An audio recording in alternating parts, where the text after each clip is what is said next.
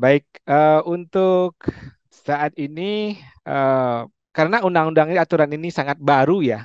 Seperti saya pernah mengikuti pemaparan dari Bapak Hestu Yoga, itu Direktur Peraturan di Dirjen Pajak. Nah, beliaulah yang tim beliau yang membuat peraturan-peraturan ini, yang terutama mengenai PMK, SE gitu ya. Juga katanya terlibat adalah masalah PP dan perundang-undangan. Nah, dari sekian banyak pertanyaan, ada juga beberapa pertanyaan yang beliau nggak harus diskusi lagi ya, bukan nggak mampu jawab ya, tapi diskusi lagi untuk memastikannya. Jadi nanti karena aturan ini baru dan juga banyak sekali dalam saya juga bertanya kepada tim-tim yang lain, ada beberapa hal yang tidak terjawab sebenarnya atau belum komplit dalam hitungan ini. Jadi nanti kalau dari pertanyaan Bapak Ibu ada di antaranya yang mungkin saya butuh diskusi atau belum bisa terjawab saat ini, nanti akan kita jawab melalui media lain atau via email ya. Jadi mohon pengertiannya hal itu. Karena memang sudut pandangnya sangat banyak, apalagi di sisi-sisi praktisi atau di sisi yang sehari-harinya bergelut dengan perpajakan finance. Nah, ini bagaimana? Jadi memang ya perlu banyak lagi yang harus digali gitu kan. Jadi beliau pun menyatakan perlu banyak lagi nanti terbuka masukannya untuk perbaikan-perbaikan terhadap aturan-aturan ini. Dan kini saat ini kita akan fokus di masalah PPh 21-nya, karena Natura ini juga ada PPh pasal 23 gitu ya. Ada bagaimana penjurnalannya, pencatatannya, mungkin kita nggak bahas di sini karena memang fokus kita di PPh 21-nya aja. Nah, karena memang di sisi penjurnalan dan pencatatan gitu memang terdikit kebingungan dari beberapa praktisi gitu ya. Gitu. Tapi nggak apa-apa, mudah-mudahan kita doakan pajak bisa memberikan peraturan-peraturan nanti melengkapi aturan-aturan yang telah ada, yang mudah dipahami kita semua. Nah, kita lihat dulu definisinya. Definisi dari natura itu apa gitu ya. Natura itu merupakan imbalan sehubungan dengan pekerjaan yang diberikan dalam bentuk barang atau fisik. Jadi fisiknya yang diberikan kepada si penerima. Ya, kalau dari perusahaan tentunya si fisiknya diberikan ke karyawan. Bisa juga perusahaan memberikan fisiknya kepada pihak lain yang terkait dengan jasa yang bukan karyawan ya. Nah, jadi mungkin nanti kenanya PPh pasal 23 misalnya kalau ke perusahaan gitu misalnya. Jadi eh, diberikan natura ini dalam bentuk fisik. Kemudian kenikmatan, imbalan yang berbentuk dengan fasilitas ya, merupakan imbalan sehubungan dengan pekerjaan atau jasa dalam bentuk fasilitas atau layanan.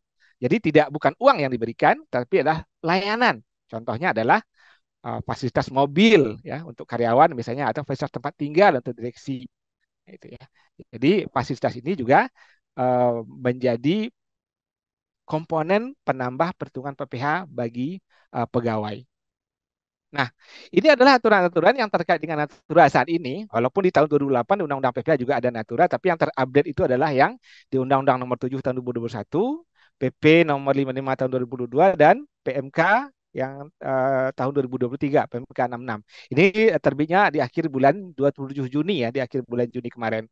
Tapi berlaku nah, di Undang-Undang ini tahun 2000, BP 55 ini telah berlaku tahun 2022. Sementara aturan terkait dengan teknisnya di PMK ini baru Juni 2003. Nah, gimana tuh yang belum lapor di tahun 2022 yang sudah menerima layanan sebelumnya, sementara sebelumnya aturannya berbeda. Nah, bagaimana itu? Apakah harus dilapor ulang, kurang bayar? Nah, ini nanti kita bahas. Ada aturan-aturan tersendiri terkait ini. Nah, ini kita lihat apa sih perbedaan aturan natura yang saat ini dengan aturan natura yang sebelumnya yang diatur dalam Undang-Undang Nomor 36 Tahun 2008, kemudian diperbarui di Undang-Undang HPP Nomor 7 Tahun 2021 beserta PMK dan PP-nya ya, PP dan PMK-nya gitu kan. Kalau sebelumnya aturan natura ini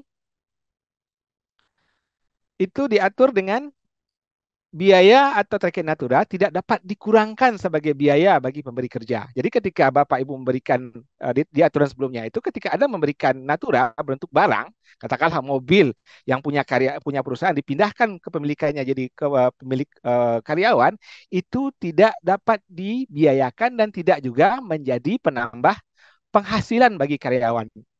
Untuk PPh karyawan tidak bertambah. Nah, tapi juga tidak dibiayakan. Maksudnya tidak dibiayakan itu apa tuh Pak Indra? Nah, maksudnya tidak dibiayakan itu adalah di dalam laporan keuangan itu dalam laporan keuangan yang akan diserahkan ke kantor pajak atau dalam pelaporan pajak tahunan itu dikurangkan biayanya atau tidak dikoreksi biayanya. Nah, contohnya seperti ini. Misalkan Bapak Ibu punya penghasilan income 10 miliar misalnya. Biaya-biaya 8 miliar, laba adalah 2 miliar. Di antaranya 8 miliar ini ada 1 miliar untuk natura misalnya gitu ya kan, sehingga ketika dilaporkan ke laporan keuangan yang diserahkan ke kantor pajak maka biayanya itu bukan 8 miliar tapi adalah 7 miliar karena yang 1 miliarnya sebagai natura dihilangkan atau dikoreksi, namanya koreksi fiskal positif ya. Maksudnya koreksi fiskal positif adalah koreksi di mana nilai PPh jadi bertambah. Jadi yang semula PPh-nya berdasarkan laba 2 miliar dengan dikoreksi untuk natura ini berdasarkan Undang-Undang PPh 2008 ini, maka labanya menjadi 3 miliar sehingga PPh yang harus dibayarkan, PPh badan yang harus dibayarkan lebih besar. Nah, itu aturan sebelumnya. Kemudian yang selanjutnya adalah natura atau kenikmatan dapat dikurangkan, dapat dibiayakan maksudnya di laporan keuangan, baik laporan keuangan dari keuangan fiskal atau yang dikecualikan ya, yang tidak menjadi penambah penghasilan bagi karyawan, tapi dapat dibayarkan adalah penyediaan makan minum. Jadi kalau sebelumnya untuk penyediaan makan minum silakan dibiayakan, tapi juga tidak menambah PPh karyawan. Jadi penyediaan makan minum untuk seluruh pegawai, gitu ya, untuk seluruh karyawan. Kemudian natura atau kenikmatan yang di mana perusahaannya berada di daerah tertentu. Daerah tertentu itu apa maksudnya? Daerah tertentu adalah daerah yang mempunyai potensi ekonomi eh, yang bisa dikembangkan, tetapi dalam saat ini kondisinya prasarana dan prasarananya belum mencukupi. Nah, itu biasanya di daerah-daerah yang pedalaman seperti yang perusahaan dalam bidang bergerak dalam bidang pertambangan atau di dalam bidang perkebunan, di mana daerah sekitarnya itu belum mempunyai infrastruktur yang memadai seperti jalan, sekolah ya, kemudian juga listrik. Nah, itu juga jadi ada ketentuan sendiri di uh, DJP. Nah, itu dikecualikan itu. Jadi semua natura yang perusahaannya berada di daerah tertentu yang telah mendapat persetujuan dari DJP, maka itu dapat dibiayakan pengeluaran naturanya atau kenikmatannya. Kemudian atau berkaitan dengan pelaksanaan pekerjaan. Nah, atau seperti alat-alat kerja, kemudian juga alat-alat keselamatan. Nah, itu boleh dibiayakan juga tidak menambah penghasilan PPh karyawan. Nah, kemudian yang C, yang terakhir itu natura kenikmatan diberikan bukan oleh wajib pajak atau wajib pajak dikenai PPh final atau wajib pajak menggunakan norma. Nah, yang menggunakan ini perusahaan yang PPh-nya adalah PPh final, apa contohnya? Yang konstruksi ya, atau perusahaan yang semata-mata kegiatannya adalah persewaan bangunan, tanah dan bangunan ya. Nah, itu apabila memberikan natura kepada si karyawannya, maka wajib dilaporkan di di apa namanya di penambah penghasilan untuk perhitungan PPh karyawan. Makanya di 1721 A1 yang poin ke-6 tadi di perusahaan yang dikenakan PPh final atau norma ini itu mengisikan poin naturanya di situ. Jadi karyawannya apabila diberikan natura, maka pada poin nomor 6 itu diisi. Nah, itu aturan sebelumnya. Karena pada umumnya dibandingkan jumlah perusahaan yang PPh final dengan yang tidak, tentu kebanyakan PPh yang non final, yang tidak final. Makanya karyawannya jarang untuk pengisian poin nomor 6 tadi. Nah, aturan sekarang bagaimana? Nah, di Undang-Undang HPP ya, Harmoni Peraturan Perpajakan nomor 7 tahun 2021, itu adalah kebalikannya dari yang sebelumnya. Natura kenikmatan dapat dibiayakan sepanjang terkait dengan 3M. Apa itu 3M? Adalah untuk mendapatkan penghasilan, menagih ya, menagih penghasilan atau memelihara penghasilan. Mendapatkan itu sebenarnya biaya produksi gitu ya, menagih usaha untuk menagihnya. Kemudian memelihara itu seperti biaya promosinya gitu ya, bagaimana diskon-diskonnya gitu misalnya. Nah, untuk memelihara penghasilan, nah itu boleh dibiayakan dalam laporan keuangan fiskal sekalipun. Ya, tapi walaupun boleh dibiayakan, juga penambah penghasilan untuk perhitungan PPh karyawan. Nah, ini bedanya. Ya, kalau dulu itu tidak dibiayakan, tidak penambah penghasilan, sekarang boleh dibiayakan terkait dengan 3M tadi dan menambah penghasilan karyawan. Jadi Bapak Ibu mulai yang diperhatikan di kantornya masing-masing, ini sangat banyak terjadi, direkturnya mempunyai fasilitas mobil, yang juga bukan pemilik saham di situ. Nah, ini ke depannya, nah, ini mohon perhatian untuk diperhitungkan gitu ya. Mungkin akan terjadi, waduh kok PPh-nya makin besar ini. Biasanya cuma sekian, jadi nambahnya jadi bisa 1,5 kali atau 1 kali gitu. Nah, ini belum dijelaskan ya. Memang itu aturannya sekarang. Kemudian natura yang bukan objek PPh bagi penerima, jadi boleh dibiayakan, tapi tidak menjadi objek PPh bagi penerima. Tidak dimasukkan dalam penambah PPh si karyawan gitu ya, pegawainya. Yaitu sama seperti tadi, penyediaan makan minum di tempat kerja untuk seluruh pegawai. Ya, penyediaan makan minum untuk seluruh pegawai. Ya, tapi untuk di aturan Undang-Undang HPP ini ditambah dengan bahan makanan dan bahan minuman. Kalau sebelumnya itu hanya makan minumnya saja, berarti barang yang sudah siap untuk dimakan dan untuk diminum. Tapi juga di Undang-Undang HPP ini bahannya yang untuk pembuat makanan dan pembuat minumannya. Nah, itu disediakan untuk seluruh pegawai, silakan dibiayakan dan tidak penambah penghasilan. Kemudian natura atau kenikmatan di daerah tertentu sama dengan sebelumnya. Natura kenikmatan karena keharusan dalam pekerjaan, nah, seperti pakaian seragam karyawan itu ya, uh, yang seperti yang diharuskan, alat-alat keselamatan, safety gitu. Kemudian juga alat-alat kerja, ya komputer, macam kami di terkait dengan kegiatannya sangat bergantung kepada komputer, maka komputer silakan dibiayakan dan tidak penambah penghasilan bagi karyawan. Kemudian natura dan kenikmatan, nah, ini yang baru, yang tidak ada di aturan sebelumnya adalah yang dibiayai oleh APBD, APBN atau APB desa. Ya. Nah, ini semuanya silakan tidak dibiayai karena apabila dibiayai oleh negara. Kemudian yang kelima, nah ini yang akan banyak penjelasannya nanti adalah natura kenikmatan dengan jenis atau batasan tertentu. Jadi yang dikecualikan. Jadi ada batas-batasannya.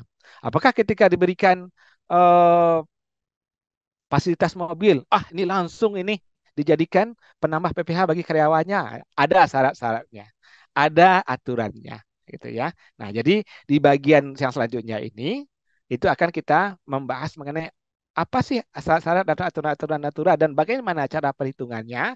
Nah, yang di PMK ini didetailkan karena di PP 55 dan undang-undang ini tidak detail ya, hanya menentukan apa yang dapat dibiayakan, kemudian yang dikecualikan, tetapi bagaimana perhitungan pengecualiannya itu, nah ini dibahas dalam PMK nomor 66 ini.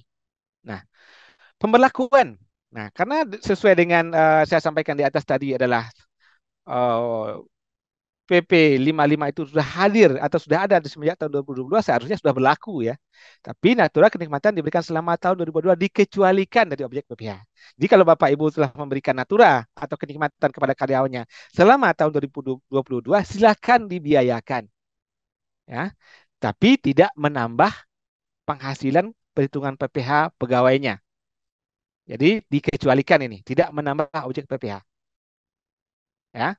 Nah, silakan dibiayakan tidak menambah objek PPh bagi karyawan. Kalau udah terlanjur bagaimana? Silakan dikoreksi, lakukan koreksi ya.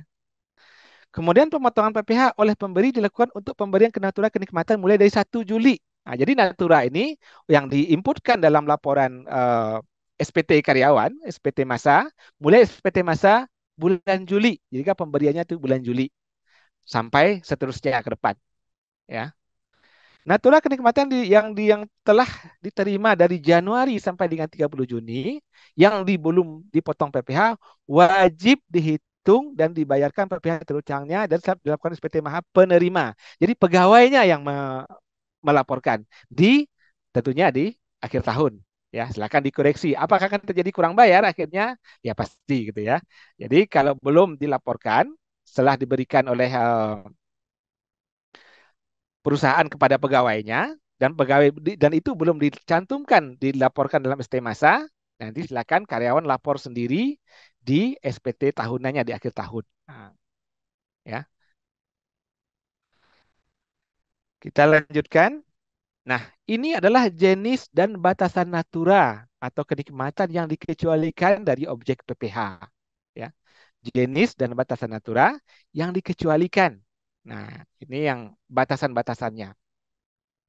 Yang pertama itu adalah makanan dan minuman yang disediakan di tempat kerja bagi seluruh karyawan, pegawai ya. Kuncinya adalah untuk seluruh pegawai. Dan nilainya berapa? Tanpa batasan nilai. Nah, seandainya Bapak Ibu memberikan per sekali makan, misalnya 10.000, 2 kali 20.000, ya silakan saja. Kalau 200.000 bagaimana? Ya silakan saja. Karena di sini tanpa batasan nilai. 1 kali makan 200.000, 2 kali pagi sama malam misalnya, atau siang sama malam 400.000, ya silakan saja. Kalau itu memang digunakan untuk seluruh pegawai ya. Tapi apakah ada perusahaan yang memberikan seperti itu? Sepertinya tidak ya. Mungkin yang normal-normal saja kan. Nah, tapi kalau memang ada nilai seperti itu silakan. Nah, tentunya butuh pembuktian nanti kalau seandainya dipertanyakan oleh pemeriksaan pajak misalnya. Benarkah diberikan segini? Ya silakan disiapkan dokumen-dokumennya yang mendukung eh, laporan dari makan minum untuk semua karyawan ini. Kemudian juga kupon makanan dan minuman bagi pegawai yang dinas luar. Jadi kalau yang di atas itu adalah bagi karyawan yang pegawai yang ada di perusahaan, di dalam perusahaan. Kalau yang dinas luar bagaimana? Kan dia tidak menikmati sajian yang disiapkan oleh perusahaan di tempat kerja gitu kan. Boleh dibiaya dikecualikan juga, tidak menambah penghasilan bagi karyawan, boleh dibiayakan. Syaratnya adalah maksimal itu adalah 2 juta. Jadi reimbursement, kupon atau reimbursement ada juga perusahaan yang memberikan dalam bentuk kupon nih. Silakan kupon dibelanjakan di tempat yang telah ditunjuk, itu silakan. Tapi maksimalnya adalah 2 juta. Atau reimbursement itu dibayar dulu pakai uangnya karyawan, kemudian kwitansinya diberikan kepada perusahaan, boleh dirembes. Tidak menambah penghasilan bagi karyawan. Tapi maksimalnya adalah 2 juta per bulan per karyawan. 2 juta ini tidak mutlak nilainya, ya bisa lebih seandainya makanan minuman yang poin nomor 1 ini misalnya seperti tadi 4 juta sebulan untuk karyawan, untuk seluruh karyawan, batasan nilainya maksudnya gini, seharinya itu 200.000, 20 hari kerja berarti 4 juta per karyawan per bulan ya. Jadi yang poin nomor 2 adalah juga batasnya 4 juta. Jadi mengacu kepada poin nomor 1 maksimalnya.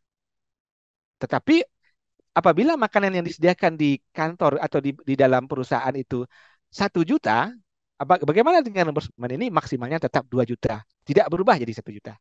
Ya, jadi kalau di tempat kerja karyawan itu disediakan makan minumnya itu maksimal nilainya 1 juta per karyawan per bulan, misalnya 50.000 sehari gitu ya, 20 hari kerja berarti 1 juta. Nah, untuk yang reimbursement adalah tetap maksimal 2 juta. Kalau seandainya ada reimbursement adalah menjadi 2.500.000 misalnya, bagaimana? Berarti kalau memakai batasan yang 2 juta ini, berarti 500-nya di menambah penghasilan karyawan yang bersifat natura atau kenikmatan tadi. Dihitungkan dalam PPh 21-nya. Kemudian yang ketiga adalah fasilitas di daerah tertentu. Nah, berupa tempat tinggal termasuk perumahan. Nah, ini daerah tertentu tadi yang kita contohkan tadi yang di perkebunan ataupun di pertambangan. Nah, itu semua natura silahkan dibiayakan. Ya, apa itu di antaranya? Ada tempat tinggal, pelayanan, pendidikan ya, yang seperti yang dalam penjelasan ini. Natura untuk tempat tinggal, natura untuk pelayanan kesehatan, natura untuk pendidikan, peribadatan, pengangkutan, olahraga, kecuali ya. Kalau untuk makan minum tetap mengacu kepada yang di atas ya. Kecuali untuk olahraga golf, balap perahu bermotor, pacuan kuda, terbang layang dan olahraga otomotif. Nah, ini. Kecualinya, jadi kalau misalnya Bapak Ibu di daerah pertambangan, untuk golf itu dikecualikan tidak bisa dibiayakan. Kalau olahraga yang lain di mana? Nanti ada penjelasannya. Jadi kalau untuk yang poin A sampai E ini itu tanpa batas nilai, silakan saja ya dibiayakan untuk daerah tertentu.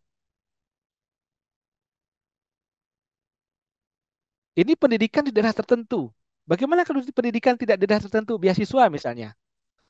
Dikecualikan, tidak masuk dalam hal ini.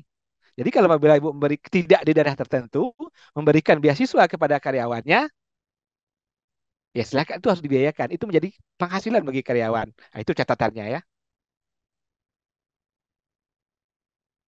Kalau pelayanan kesehatan bagaimana? Ada aturannya. Kemudian yang nomor empat, atau natura atau kenikmatan harus disediakan pemberi kerja terkait dengan standar keamanan, standar kesehatan, keselamatan, catatannya yang diwajibkan oleh lembaga dan atau kementerian. Meliputi pakaian seragam. Nah, pakaian seragam ini, ingat yang diwajibkan oleh lembaga atau kementerian. Nah, ini catatannya.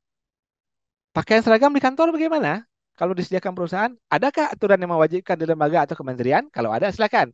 Saya belum tahu nih. Apakah ada aturan yang mewajibkan pakaian seragam di kantor misalnya? Nah, kalau tidak ada, itu harus dibiayakan. Seragam satpam bagaimana? Seragam satpam, kalau nggak salah itu ada perkapnya, peraturan Kapolrinya. Nah, itu boleh dibiayakan dan tidak menjadi penghasilan bagi karyawan. Peralatan keselamatan kerja, ya seperti alat pelindung bagi pekerja las misalnya, ya. Kemudian juga pakaian-pakaian yang di industri obat, industri makanan ya, itu ada aturannya. Nah, itu silakan dibiayakan tidak menambah penghasilan bagi karyawan. Kemudian adalah antar jemput. Itu silakan dibiayakan tanpa batasan nilai, silakan saja. Misalnya menyediakan bis ataupun menyediakan sarana antar jemput ya bagi karyawan silakan dibiayakan. Penginapan untuk awak kapal, pesawat dan sejenisnya. Nah, silakan dibiayakan tanpa batasan nilai. Kalau bukan awak kapal bagaimana? Ada aturan sendiri di bawah. Penanganan endemi, pandemi, ya, tes COVID, vaksin, atau bencana nasional. Nah, itu juga silakan dibiayakan. Kita lanjutkan kepada poin berikutnya adalah bingkisan. Nah, bingkisan bagaimana?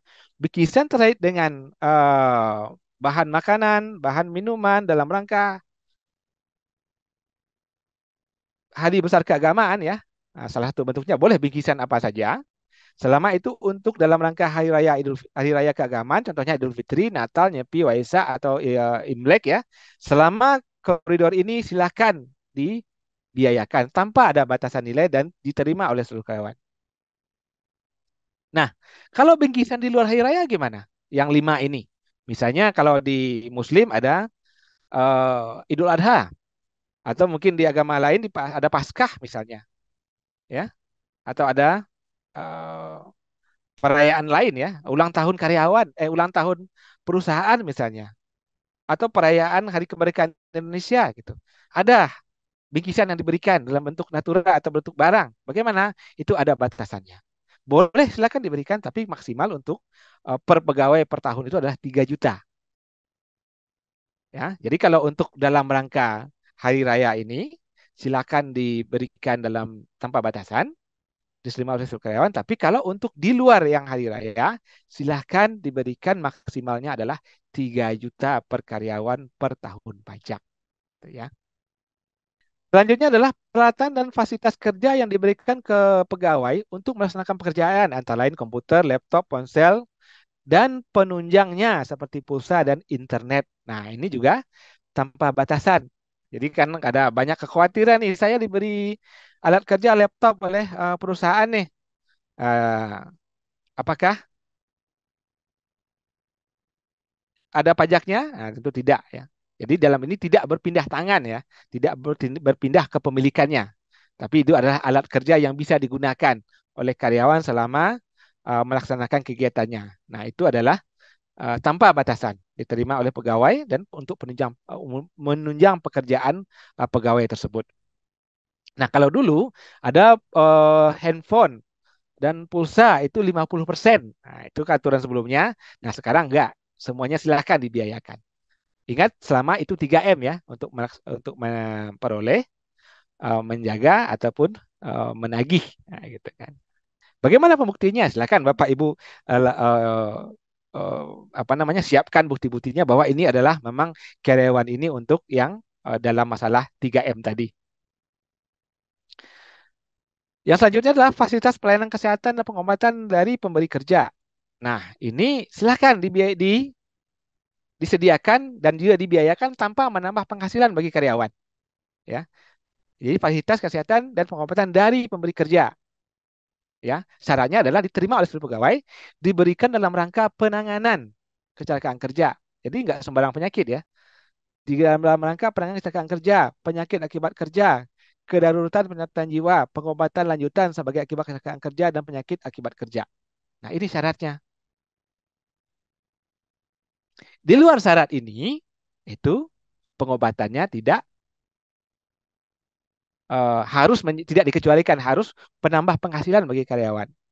Ya, mungkin di dalam di gajian banyak yang memberitahu menanyakan ke tim kami ada direkturnya menggunakan biaya kesehatan ini untuk berobat ke Singapura misalnya gitu kan. Padahal untuk dia sendiri gitu ya, tapi dibebankan ke perusahaan gitu ya. Nah, ini untuk saat ini tidak bisa. Jadi ini hanya terbatas untuk ini. Jadi fasilitas layanan kesehatan adalah untuk kecelakaan kerja, penyakit akibat kerja, kedaruratan penyelamatan jiwa dan pengobatan lanjut akibat kecelakaan kerja, ya. Nah, bagaimana dengan eh, pemeriksaan kesehatan ya, medical check up yang disediakan oleh perusahaan misalnya. Nah, dalam aturan ini tidak ada, gitu ya.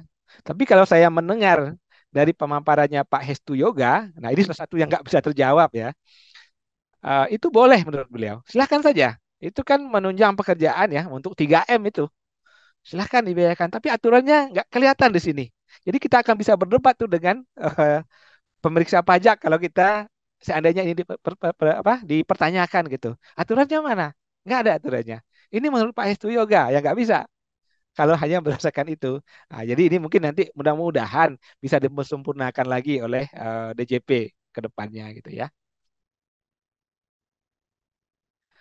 Selanjutnya adalah fasilitas olahraga selain golf, pacuan kuda, balap perahu motor, terbang layang, dan atau olahraga otomotif itu silakan dibiayakan, tidak menambah penghasilan kepada karyawan. Batasannya adalah diterima oleh semua pegawai. Secara keseluruhan nilainya maksimal 1,5 juta per pegawai per tahun pajak. Gitu ya. Kalau lebih gimana? Ya lebih harus dibiayakan atau menambah penghasilan untuk perhitungan PPh pegawai. Maksudnya gimana? Misalkan Bapak Ibu menyediakan lapangan apa ya, futsal misalnya atau badminton gitu ya. Nah, ya digunakan oleh karyawan. Nah, pasti nggak banyak, nggak satu orang dong. Ya pasti ada beberapa orang yang main. Ya silakan dibagi dalam setahun. Yang main siapa saja, berapa orang, dalam setahun mengeluarkan berapa. Mungkin dalam skala main 500.000. Nah, pada setahun berapa kali main? Ada 10 kali main, ada 5 juta. Berapa orang karyawan yang menikmatinya? Ya, ada 10 karyawan misalnya, berarti 500.000 per karyawan ya masih di bawah 1,5 juta. Silakan saja. Gitu kan? Ya, intinya adalah selama itu digunakan oleh semua pegawai dan maksimal per pegawainya jika dirata-ratakan dialokasikan per pegawainya adalah 1,5 juta. Seandainya lebih harus ditambahkan sebagai penghasilan bagi karyawan untuk PPh-nya. Ya, tapi dikecualikan untuk golf ya. Bagaimana nih golf ini kan untuk 3M ini dalam rangka negosiasi dengan apa namanya dengan klien ya, dengan calon-calon konsumen ini gitu kan. Sama juga pacuan kuda juga gitu ya. Itu kan dalam negosiasi ya, dalam sini dikecualikan, nggak bisa gitu ya. Nah, jadi harus dibiayakan. Kayaknya nggak adil ya, ya tapi itulah aturannya. Tuh. Kemudian jenis selanjutnya adalah fasilitas tempat tinggal yang bersifat komunal. Ini bersifat komunal artinya adalah yang dimanfaatkan secara bersama-sama. Nah, di antaranya adalah mes, asrama, pondokan, barak ya. Jadi kalau Bapak Ibu punya asrama itu bisa dinikmati oleh semua karyawan ya silahkan dibiayakan saja. Juga tidak menambah penghasilan bagi karyawan. Intinya adalah itu bisa dinikmati oleh semua karyawan. Tidak hanya dikhususkan untuk karyawan tertentu saja. Itu kuncinya. Ya silakan dibiayakan ya. Kemudian juga fasilitas tempat tinggal dari pemberi kerja yang hak pempannya dipegang oleh perseorangan. Antara lain apartemen, rumah tapak. Nah, seandainya Bapak Ibu menyediakan apartemen atau menyewakan rumah hanya untuk orang tertentu, jadi direksi contohnya ya, apartemen itu ada dua kamar tidur, tiga kamar tidur, ya mungkin yang disewa ataupun dibeli oleh perusahaan, hanya ditempatkan untuk khusus untuk berapa orang saja gitu kan. Nah, itu boleh dibiayakan, tidak menambah penghasilan, tapi maksimalnya adalah 2 juta per pegawai per bulan. Sisanya bagaimana? Kalau apartemen tuh katakanlah sewanya 10 juta, biaya utilitasnya katakanlah 2 juta, berarti ada 12 juta nih yang harus kita bayarkan setiap bulan. Berarti 10 juta, 12 juta dikurangi 2 juta batas maksimalnya tadi. Nah, 10 jutanya itu adalah dibebankan sebagai penambah penghasilan bruto bagi yang memanfaatkannya atau karyawan yang memanfaatkannya. Nah, itu aturannya. Nah, kalau kerjaannya sewanya 10 juta, kemudian dinikmati oleh 2 orang direksi misalnya atau 2 orang karyawan. Nah, itu dibagi proporsional. Jadi bagi 2. Jadi 5 juta. Itu ya aturannya. Selanjutnya adalah fasilitas kendaraan. Ya, fasilitas kendaraan dari pemberi kerja. Nah, ini mungkin sangat banyak pertanyaan yang di gajian juga banyak lagi pertanyaan ini. Saya manajer pemasaran, saya diberikan fasilitas fasilitas mobil. Berarti biaya-biaya terkait mobil dibebankan ke gaji saya, gitu ya. Nah, jawabannya adalah yang diterima oleh pegawai tidak memiliki pernyataan modal pada pemberi kerja. Jadi dia bukan pemegang saham, dia tidak punya modal di perusahaan tersebut. Yang kedua syaratnya adalah memiliki rata-rata penghasilan brutonya dalam 12 bulan terakhir adalah 100 juta. Jadi kalau penghasilannya itu di bawah sekecil atau sama dengan di bawah 100 juta, ya, di bawah 100 juta itu tidak di menjadi fasilitas kendaraan ini tidak menambah penghasilan untuk perhitungan PPh pegawai. Jadi apabila kuncinya adalah rata-rata penghasilan selama 12 bulan terakhir. Ya misalnya sekarang bulan Agustus diberikan fasilitas kendaraan. Nah, dihitung rata-rata penghasilan jadi bulan September tahun 2022 sampai Agustus 2023. Apabila rata-rata penghasilannya adalah di bawah 12 juta, maaf, di bawah 100 juta, nah maka eh, penggunaan fasilitas kendaraan ini tidak menambah penghasilan dan silakan dibiayakan. Nah, bagaimana kalau penghasilannya di bawah 100 juta tapi dia mempunyai penyertaan modal walaupun sedikit? Itu tidak bisa di tidak harus dijadikan sebagai penambah penghasilan bagi karyawan. Dihitung PPh-nya, ya. Nah, itu syaratnya. Apa saja yang menjadi untuk fasilitas mobil ini yang akan menjadi beban? Apakah sewanya saja atau penyusutan saja? Semuanya. Kalau misalnya katakanlah digunakan oleh direksi atau digunakan oleh karyawan yang penghasilannya di atas 100 juta misalnya, rata-rata 100 juta masuk bensin bahan bakarnya, biaya perawatannya, biaya penyusutannya. Itu kalau dimiliki. Bagaimana kalau disewa ya termasuk biaya sewanya, ya kan? Biaya BBM tol parkirnya, ya silakan itu menambah penghasilan untuk perhitungan PPh pegawai. Selanjutnya adalah fasilitas iuran kepada dana pensiun yang pendiriannya telah disahkan oleh OJK. Ya. Jadi apabila Bapak Ibu memberikan dana pensiun tambahan kepada lembaga yang telah disahkan OJK, seperti kita ketahui dana pensiun ini ada masalah pensiun ini ada jaminan pensiun ya BPJS itu udah jelas ya aturannya itu tidak termasuk dalam aturan ini. Itu aturan sendiri itu memang tidak menjadi penambah penghasilan ya dikoreksi itu. Bukan dikoreksi, tidak dihitungkan dalam PPh-nya gitu ya. Kemudian untuk yang mungkin menambah lagi iuran pensiun untuk lembaga yang lain yang telah disahkan OJK silakan saja juga tidak sebagai penambah penghasilan bagi karyawan. Silakan dibiayakan. Selanjutnya adalah fasilitas peribadatan. Di antara lain adalah berbentuk musola, masjid, gereja, pura pun nama-nama fasilitas peribadatan yang lain ya dan diperuntukkan semata-mata untuk peribadatan itu juga tidak dianggap sebagai dikecualikan dalam perhitungan natura untuk penambah penghasilan karyawan. Silakan dibiayakan.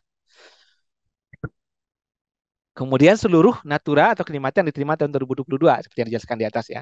Apabila di tahun 2022 telah memberikan natura atau kenikmatan, ya tidak perlu hitungkan lagi PPh, jadi tidak perlu lagi dilakukan pembetulan. Maksudnya tidak perlu lagi dibebankan. Apabila telah terjadi pembebanan, ya silahkan dibetulkan. Gitu ya.